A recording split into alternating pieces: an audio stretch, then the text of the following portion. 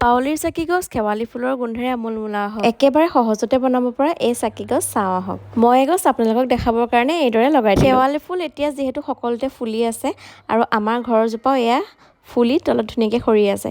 মই তাৰে কেইবামান উঠাই আনিলোঁ, কিন্তু ধোৱা নাই দেই ফুলকেইপা।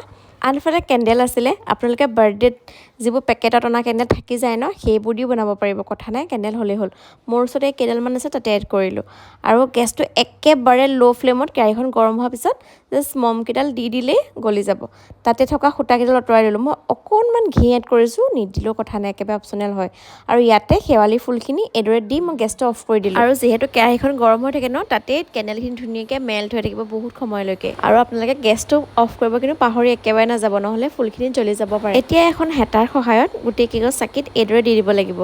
আৰু যেতিয়া মেল্ট হৈ থাকিব তেতিয়াই দিব লাগিব, নহ'লে টান মাৰি গ'লেতো দিব নোৱাৰি ন। অকণমান চাকিগছ যদি কালাৰফুল হয় তেতিয়াও আৰু ভাল লাগে। প্ৰচেছটো একেবাৰে সহজ। আৰু যদি আপোনালোকে কপাহ বা শলিতা যি দিয়ে আগতীয়াকৈ দি ল'ব। আৰু কেইবামান কেঁচা ফুল মই তাৰ ওপৰতেও দি দিছোঁ, যাতে জ্বলি গ'লে তাৰ সুগন্ধিটো খুব ধুনীয়া হয়। আৰু এয়া এগছ মই আজি জ্বলাই দিছোঁ, আৰু আপোনালোককো বোলো দেখাওঁ জ্বলাই। তাতে চাকিগছ যদি অকণমান কালাৰ কৰা হয় আৰু ভাল লাগে ন। আৰু এয়া একেবাৰে সহজ হয়, আপোনালোকে বনাই চাব যদি ভাল পাইছে। আৰু দীপাৱলীৰ শুভেচ্ছা মোৰ ফালৰ পৰা আগতীয়াকৈ জনাইছোঁ আপোনালোক সকলোলৈকে। আৰু যদি ভাল লাগিছে জনাব, লগতে জুবিন দালৈ আমাৰ সকলোৰে ফালৰ পৰা এগছ বন্তি সকলোৱে আমি আগবঢ়াম। আৰু মই এয়া শেৱালি ফুলেৰে বনোৱা এগছ চাকি মই জুবিন দাৰ কাৰণে আগবঢ়াম, যাতে জুবিন দাই অতি সোনকালে ন্যায় পায় আৰু সেই কালপ্ৰিটছকেইটা যে আমাৰ লগত আমাৰ সমাজত কেতিয়াও জীয়াই থাকিব নাপায়। কেনেকুৱা লাগিছে জনাব।